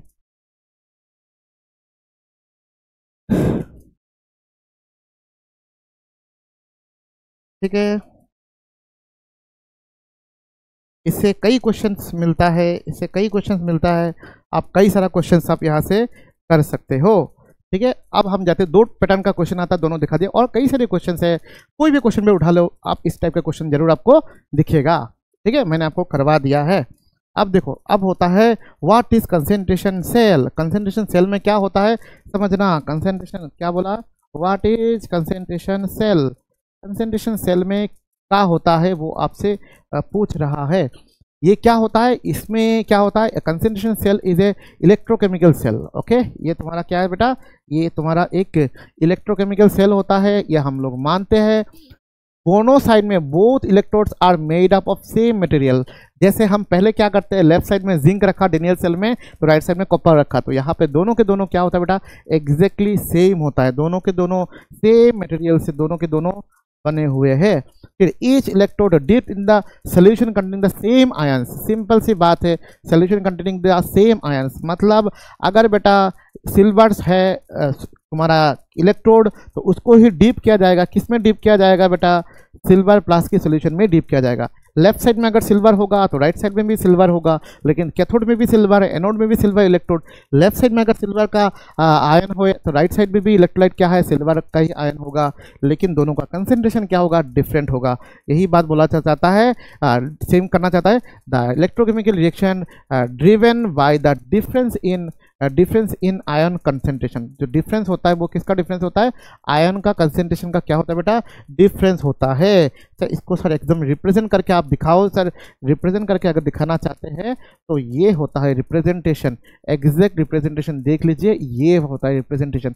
आप गौर से एक बार आप देखिए इस इक्वेशन को, लेफ्ट साइड में भी कॉपर है, राइट साइड में कॉपर है, सेम है, लेकिन लेफ्ट साइड में कंसेंट्रेशन 1 मोलर है, राइट साइड में कंसेंट्रेशन 0.1 मोलर है। ये जो ड्राइविंग फोर्स होता है, जो ईएमएफ होता है, जो पोटेंशियल डिफरेंस होता है, वो दोनों साइड के कंसेंट्रेशन की वजह से डेवलप होता है। कंसेंट्रेशन में क्या होता है, डिफरेंस होता है। बात समझ में आया। सुंदर सुंदर जो चीज़ है वो आप लिखना। जो मेन फंडा है वो क्या है सर, कंसेंट्रेशन में क्या होता है, डिफरेंस होता है, उसमें सॉल्व ब्रिज होता है, नो डाउट इसमें भी सॉल्व ब्रिज होता है। पहले भी सॉल्व ब्रिज जो करता था इसमें भी सॉल्व ब्रिज वही कर रहा है, तो आपको वही सब चीज़ें यहाँ पे दिया गया है। ठीक है, अब यहाँ पे आयन मूवमेंट होता है, इलेक्ट्रॉन फ्लो होता है, ईएमएफ सेल होता है, सब यहाँ पे वर्किंग वगैरह दिया हुआ है। और मैंने मेन चीज़ बता दिया, कुछ तो डिफरेंस होना चाहिए, तो कंसेंट्रेशन का डिफरेंस होता है, और कंसेंट्रेशन के डिफरेंस है तो यहाँ पे ई सेल डिफाइन है, और ई सेल जहाँ पर डिफाइंड है वहाँ पे रिएक्शन होगा। और अगर ये पॉजिटिव आया तो डेल जी नेगेटिव आएगा, एंड यहाँ पे रिएक्शन डिफाइन होगा, रिएक्शन सेल रिएक्शन स्पॉन्टेनियस होगा, कंटिन्यूअस होगा, ऑटोमेटिक होगा। बात समझ में आया। तो ये सब चीज़ें हैं, तमाम चीज़ें ऑलरेडी पढ़ा चुके हैं, ये सब चीज़ें आप एक बार जरूर देखना। ये सुंदर सा चीज़ें देखो दिया हुआ है, ये आपका ये वाला सुंदर सा इक्वेशन जहाँ पे क्या दिखाया गया है सर, जस्ट यहाँ पे कंसेंट्रेशन का डिफरेंस यहाँ पे दिखाया गया। दोनों कैथोड में, कैथोड हायर कंसेंट्रेशन है और लोअर कंसेंट्रेशन कौन है, एनोड है, क्योंकि 1 मोलर ग्रेटर देन 0.1 मोलर। तो कैथोड में, एनोड में हमेशा क्या होता है सर, ऑक्सीडेशन होता है। एनोड में हमेशा बेटा ऑक्सीडेशन होता है और कैथोड में हमेशा क्या होता है बेटा, रिडक्शन होता है। तो एनोड में अकॉर्डिंगली ऑक्सीडेशन दिखाया गया, कैथोड में अकॉर्डिंगली रिडक्शन दिखाया गया। मतलब दोनों सेल होता है, सेम होता है, सब कुछ सेम सेम होता है, सिर्फ कंसेंट्रेशन का डिफरेंस होता है। क्या बात समझ में आया सबको? अरे भाई आना चाहिए भाई, क्यों नहीं आएगा? अगर ध्यान से समझ रहे हो, सुन रहे हो तो आपको आना चाहिए। मैंने कुछ भी मैंने यहाँ पे बड़ा कुछ चीज़ें नहीं बोला, लेकिन यहाँ पे मैं ज़रूर एक इसी एग्जांपल को चलो लेते हैं, इसी एग्जांपल को लेके हम थोड़ा चलो काम करना स्टार्ट करते हैं, ठीक है? काम करना स्टार्ट करते हैं, ठीक है? चलो सिंपल सा और एक एग्जांपल तो मैंने एजी लिया था ना, चलो एजी वाला एग्जांपल लेते हैं। यहाँ पे कोई प्रॉब्लम होगा? सर नहीं होगा। चलो देखते हैं सर, यहाँ पे एजी सॉलिड सेल का रिप्रेजेंटेशन, एजी सॉलिड किस में जा रहा है सर, एजी प्लस एक्वास में जा रहा है, और उधर भी क्या है सर, इधर भी रिडक्शन हो रहा है। तो एजी प्लस एक्वास किस में जा रहा है सर, एजी प्लस एक्वास किस में जा रहा है सर, एजी प्लस एक्वास जा रहा है एजी सॉलिड पे। दोनों सेम हो गया, लेकिन कंसेंट्रेशन का डिफरेंस होगा, कंसेंट्रेशन का डिफरेंस होगा। यहाँ पे अगर C1 मोलर है कंसेंट्रेशन, तो यहाँ पे बेटा C2 मोलर है कंसेंट्रेशन। यहाँ पे C1 मोलर कंसेंट्रेशन है, तो यहाँ पे क्या होगा बेटा, C2 मोलर होगा कंसेंट्रेशन। ठीक है, ठीक है, बात समझ में आ रहा है? ये होता है। इसके लिए क्या सर नॉन्स्ट इक्वेशन हम डिफाइन कर सकते हैं? आंसर है यस, इसके लिए भी हम नॉन्स्ट इक्वेशन जरूर डिफाइन करेंगे। ठीक है, तो क्या करना है सर, देखो क्या करना है, इसको रिएक्शन को लिखना है, रिएक्शन जरूर लिखना है सर। एजी सॉलिड से कहा जा रहा है सर एजी प्लस एक्वास, ये प्लस एक इलेक्ट्रॉन लॉस कर रहा है, ये कहाँ हो रहा है सर, ये एट एनोड में हो रहा है। एनोड में हमेशा ऑक्सीडेशन होता है सर। एट कैथोड में क्या होता है बताओ सर, एक कैथोड में हमेशा रिडक्शन होता है। इसका कंसेंट्रेशन क्या है सर, C1 मोलर, इसका कंसेंट्रेशन C1 मोलर। कैथोड में रिडक्शन मतलब sir Ag plus aqueous plus एक इलेक्ट्रॉन गया, तो क्या बना सर, क्या बना, Ag प्लस एक्वास एक इलेक्ट्रॉन गया, तो क्या बना, Ag सॉलिड बना। क्या बना, Ag सॉलिड। तो यहाँ से Ag प्लस इलेक्ट्रॉन जाके Ag सॉलिड बनाया, तो ये होता है रिडक्शन, कैथोड में रिडक्शन होता है। इसका कंसेंट्रेशन कितना दिया हुआ है सर, C2 मोलर। रिएक्शन लिखना क्यों जरूरी है वो बताता हूँ बेटा। रिएक्शन अगर नहीं लिखोगे तो आपको पता ही नहीं चलेगा कौन लेफ्ट में है कौन राइट में है। आप नेट सेल रिएक्शन आप पता नहीं करोगे, आप सीधा क्या करोगे बताओ, नॉन्स्ट इक्वेशन में आप सीधा राइट साइड में C2 को लिख लोगे, लेकिन C2 एक्चुअली रिएक्शन में, नेट सेल रिएक्शन में कहाँ पे है बेटा, लेफ्ट साइड में है। C2 कहाँ पे है, लेफ्ट साइड में है, याद रखना।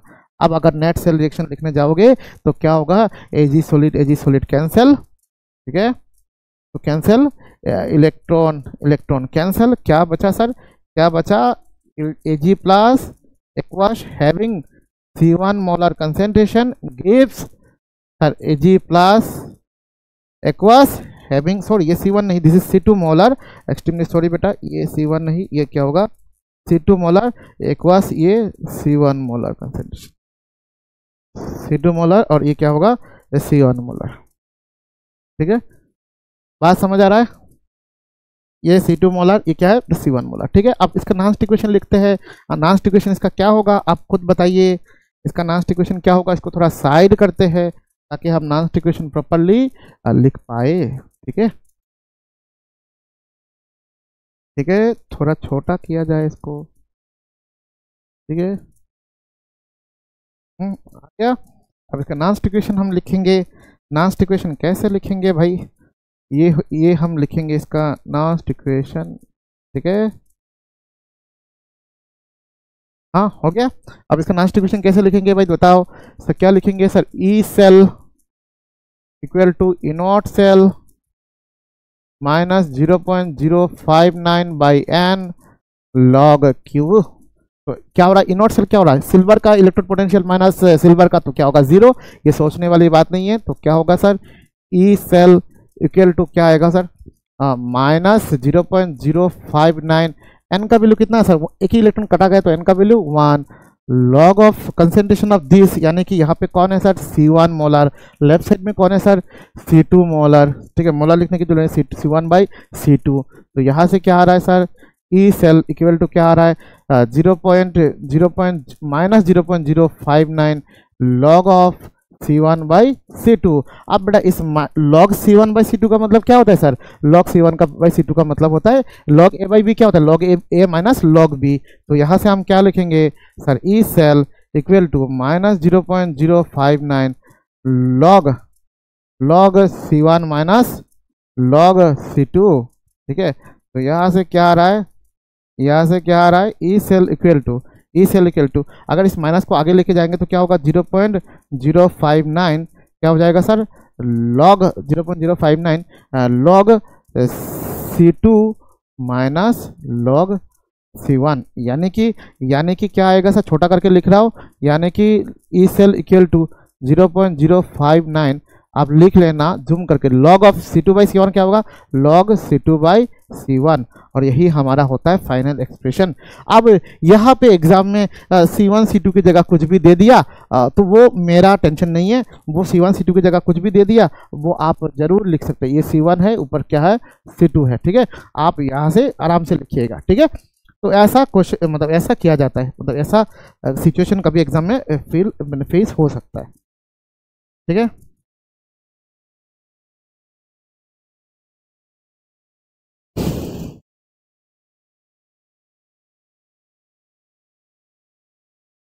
ठीक है, और एक सिचुएशन जैसे कि मैं आपको दिखाना चाहता हूँ, चलो छोटा सा सिचुएशन देते हैं, और एक क्वेश्चन यहाँ पे हम सेट करते हैं।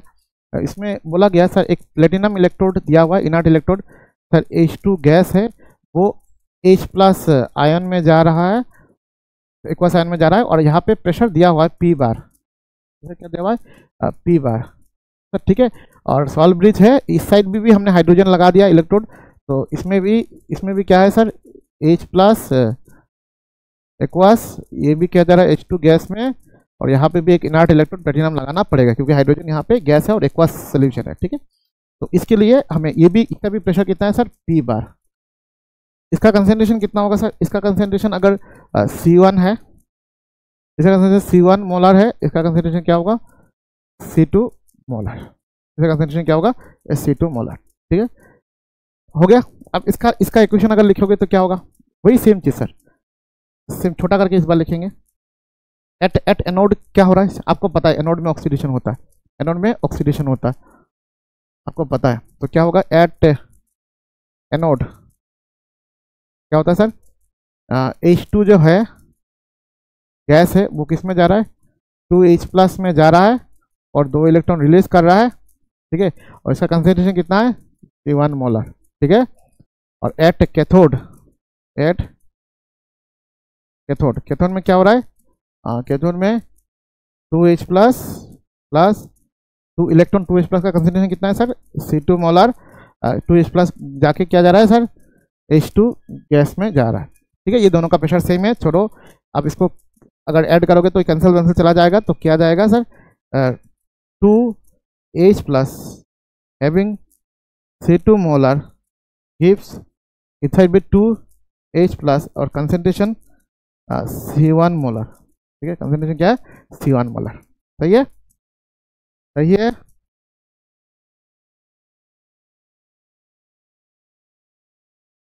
ठीक है, सही है। देखो इतना मैंने सही किया कि नहीं,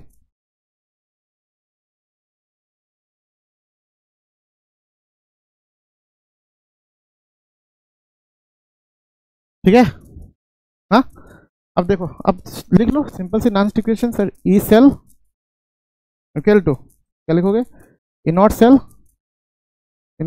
minus 0.059 by n log of Q.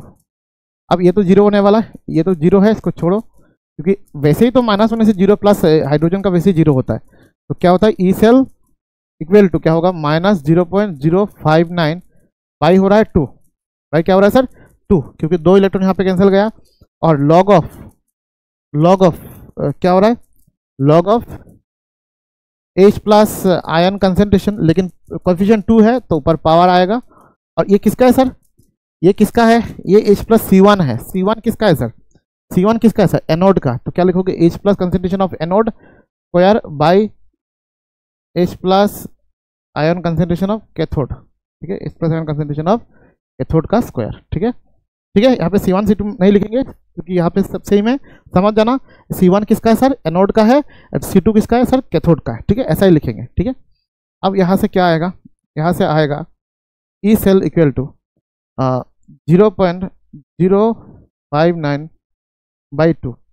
ये 2 क्या, ये क्या होगा सर, लॉग ऑफ ऐसा हो जाएगा, हाँ, H plus ion concentration of anode by H plus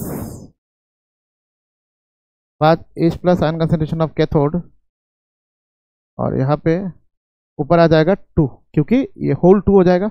और लॉग A⁴n क्या होगा, पावर n जो है वो पहले आ जाता है, तो पावर क्या हो जाएगा, पहले आ जाएगा, हमें नेक्स्ट पेज में करना पड़ेगा। तो क्या होगा सर, क्या होगा, E cell equal to -0.059/2 into क्या होगा, इंटू तुम्हारा ये पावर वाला लॉग का जो ऊपर पावर है वो 2 यहाँ पे आ जाएगा, और क्या होगा लॉग ऑफ ये 2, ये जो 2 है, ये जो 2 है याद रखना, ये जो 2 है वो बाहर आ जाएगा, और ये क्या होगा, log of concentration of anode minus concentration of cathode. क्या हो रहा है, concentration of H plus ion concentration of anode minus H plus ion concentration of cathode. ठीक है, ये 2 कैंसिल, तो क्या बच रहा है sir, E cell equal to -0.059 log of, क्या हो रहा है, लॉग ऑफ ये H plus ion concentration of anode minus H plus ion concentration of cathode. ठीक है, अब सिंपल फॉर्मूला क्या होगा, E cell equal two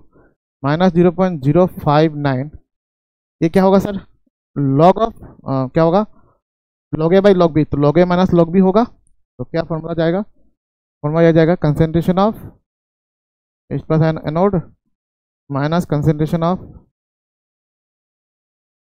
ion cathode. ठीक है, ठीक है, ion anode minus concentration ion of cathode, ये है, ये माइनस आगे जाएगा तो क्या होगा 0.059। ठीक है, लॉग ऑफ, ठीक है 0.059 लॉग ऑफ।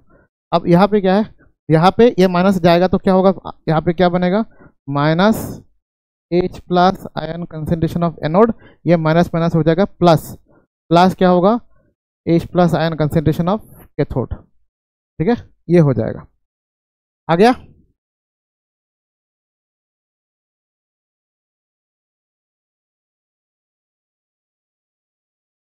देखो भाई मैं सही लिखा कि नहीं, log A by log B, तो क्या होगा, हाँ गलत लिखा भाई, log A by log B, तो log A minus log B होना चाहिए भाई, गलत लिख लिया भाई, गलत लिख लिया, बस होता है प्रेशर में गलत होता है।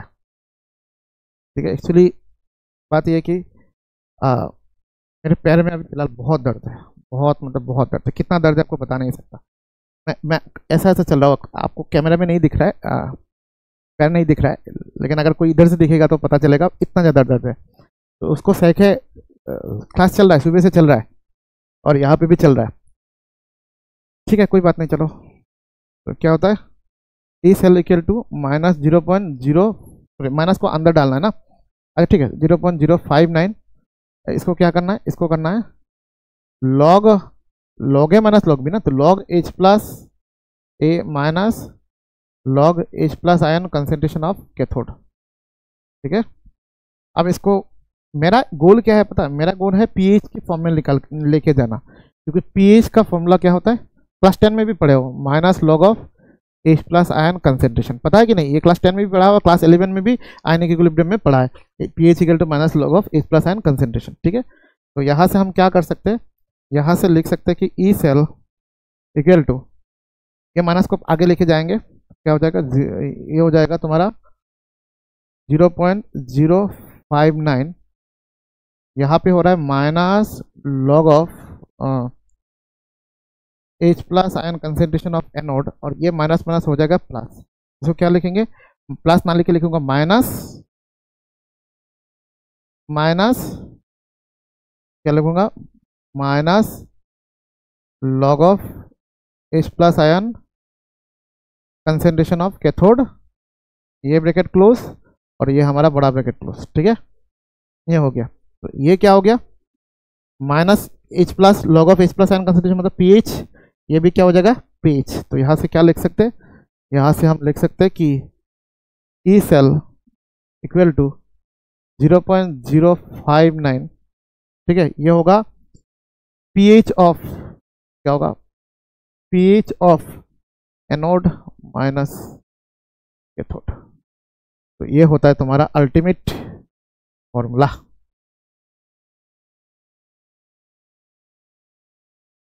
ठीक है, इन टर्म्स ऑफ पीएच अगर लेना चाहते हो तो ऐसा हो सकता है H प्लस आयन के केस में। ठीक है, हाँ कर लिया, खत्म। ठीक है,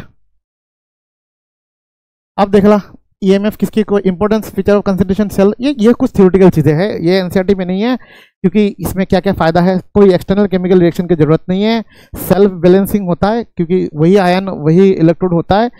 ईएमएफ क्या होता है, directly proportional to logarithm of difference of the ion concentration, ये मैंने ऑलरेडी डिराइव करके आपको बता दिया है, ये बेसिक प्रॉपर्टीज है। ठीक है, फिर क्या है, व्हाट इज ईएमएफ। ठीक है, ईएमएफ ऑलरेडी बता दिया, ये वो इलेक्ट्रोमोटिव फोर्स है बोलते हैं फिजिक्स में, और ये वो ड्राइविंग फोर्स है जिसके वजह से एक इलेक्ट्रॉन एनोड टू कैथोड में क्या होता है, जाता है। ये वो ड्राइविंग फोर्स है जिसकी वजह से एनोड टू कैथोड में क्या होता है, इलेक्ट्रॉन जाता है। इसी को बोलते हैं, इसका यूनिट क्या है सर, वोल्ट है। इसको क्या बोलते हैं, potential difference between the anode and cathode भी बोलते हैं। ठीक है, ये ईएमएफ है। ये टॉपिक खत्म, बट थोड़ा बहुत बेसिक चीज़ें मैं बताना चाहता हूँ। ये कभी कभी थ्योरेटिकल चीज़ें जरूरत पड़ जाता है। Sir factors affecting EMF of the cell, sir nature of the reactant के ऊपर डिपेंड करता है। बोला कि electrochemical potential of each half cell depend on the reactant used in the reaction. Of course sir electrode, ये सब कुछ चीज़ें मैंने ऑलरेडी बता के रखा sir. In chemical nature of the ions and electrode involve, क्या क्या इन्वॉल्व है इसके ऊपर डिपेंड करता है। ये तुम्हारे नेचर के ऊपर डिपेंड करता है, क्योंकि अलग अलग इलेक्ट्रोड एंड इलेक्ट्रोलाइट चेंज होने से बेटा ईएमएफ का वैल्यू भी क्या होता है बेटा, चेंज होता है। ई सेल का वैल्यू चेंज होता है। अब सोचो अगर इलेक्ट्रोड चेंज हो गया, कंसंट्रेशन चेंज हो गया, तो सब क्या होगा, होने से ई सेल का वैल्यू चेंज होता है, तो ईएमएफ वैल्यू चेंज होता है। ठीक है, higher reduction potential more positive होने से, ये सब ऑलरेडी बताया बेटा, मोर पॉजिटिव एसआरपी होने से वो कैथोड में जाता है, कैथोड में जाना था मतलब वो रिडक्शन करना पसंद करता है। मोर एसओपी वैल्यू होने से वो एनोड में जाना चाहता है, एनोड में ऑक्सीडेशन होता है, मतलब वो ऑक्सीडेशन करना पसंद करता है। ये सब चीज़ें ऑलरेडी बता चुके हैं। जैसे कि ये सब चीज़ें देखो, Zn2+2 इस सब का वैल्यू डिफरेंस पोटेंशियल डिफरेंट है। इसके क्या है, नॉन जीरो है, मतलब अगर मैं जिंक और कॉपर के इलेक्ट्रोड को लूँ तो मैंने आपको बताया था ना, क्योंकि इसका जो इनॉट सेल भी होता है वो क्या होता है बेटा, 1.10 वोल्ट होता है। तो ये नॉन जीरो होने से क्या होता है, नॉन जीरो होने से ये मतलब होता है कि इसमें पोटेंशियल डिफरेंस है, मतलब यहाँ से यहाँ इलेक्ट्रॉन फ्लो होगा, लेकिन सिर्फ इसके ऊपर भी डिपेंड नहीं करता, वो हमारा मेनली ई सेल के ऊपर डिपेंड करता है। ठीक है, क्योंकि ये वैल्यू तो बेटा फिक्स होता है, वो कंसंट्रेशन वाली बात तो ई सेल के ऊपर डिपेंड करता है। ठीक है, वो वाली चीज़ है यहाँ पे। अगर नेट डिफरेंस नहीं होगा तो कभी नहीं होगा। Then concentration of the solution, concentration of solution के ऊपर डिपेंड करता है, क्योंकि नॉन इक्वेशन में मैंने दिखाया ना कि लॉग क्यू यानी कि concentration of product by concentration of reactant, of course concentration के ऊपर डिपेंड कर रहा है। हायर कंसंट्रेशन होने से क्या होगा नहीं होगा वो यहाँ पे लिखा हुआ है, समझ जाना। ठीक है, ये चीज़ ऑलरेडी मैं बता के रखा है। ठीक है, तो ये जस्ट थ्योरेटिकल चीज़ें हैं, कुछ नहीं है नया, कुछ नहीं है। एक्चुअली मेरा टॉपिक फिनिश है, आज टॉपिक फिनिश है। जस्ट यहाँ पे मैंने आप लोगों के लिए कुछ रखा है, जरूर पढ़ लेना। ये देखो नॉन इक्वेशन है, यहाँ पे concentration of reductant by oxidant, मतलब सिंपल सी बात है, right side by left side करना है। तो ये ठीक है, टेम्परेचर के ऊपर भी डिपेंड करता है। Temperature influences the rate of the reaction and the movement of the ions in the electrochemical cell. Temperature बढ़ाओगे तो आयंस क्या होगा, जल्दी मूव होगा, फास्ट मूव होगा, तो टेम्परेचर भी क्या होगा ऊपर, इसके ऊपर EMF of the cell depend करता है। ठीक है, जस्ट एनसीईआरटी में ये सब पॉइंट सिर्फ लिखा हुआ है, इसलिए मैंने आपको बताया। ठीक है, तो सब क्या बोलना चाहिए आपको बेटा, आपको क्या बोलना चाहिए, सुंदर करके आपको बोलना चाहिए थैंक यू, क्या बोलना चाहिए, थैंक यू। आपने ध्यान से इतना पेशेंस के साथ लेक्चर को देखा, इसलिए आपको थैंक यू आपके लिए बनता है। ठीक है, तो जितना हो सके मैंने आपको पढ़ाया, शायद आपका टाइम वेस्ट ना हुआ होगा और आपने शिद्दत से पढ़ाई किया होगा। अगले क्लास में हम शायद हम लोग स्टार्ट करेंगे, इलेक्ट्रोलाइसिस स्टार्ट करेंगे, ठीक है। तो बेटा मिलते हैं अगले क्लास में, हम इलेक्ट्रोलाइसिस को लेके आएंगे, वहाँ पे फेराडेस लॉ वगैरह आएगा, सुंदर सुंदर जितने भी चीज़ें सब हम पढ़ाएंगे। हम साथ में ऑर्गेनिक केमिस्ट्री भी स्टार्ट करेंगे। नेक्स्ट क्लास वीक से हमारा ऑर्गेनिक केमिस्ट्री भी स्टार्ट होने वाला है, हेलो एल्किल हेरोइन, वो भी इंटरेस्टिंग होगा। उसमें भी प्री क्विसाइड यानी कि जो जो चीज़ 11 में चाहिए वो सब चीज़ें मैं रिवाइज करके रिपीट करके पढ़ाऊंगा। तो जिन बच्चों को बैकलॉग है या क्लास 11 की चीज़ें क्लियर नहीं है, उनको भी फंडामेंटल चीज़ें बताया जाएगा, रूल्स बताया जाएगा, आईपीसी नोमेनक्लेचर बताया जाएगा, एकदम फंडामेंटल बताया जाएगा। फिर इनके ऊपर अलग लेवल की हम लेवल भी कवर करेंगे, ठीक है ना। तो बेटा मिलते हैं अगले क्लास में, थैंक यू।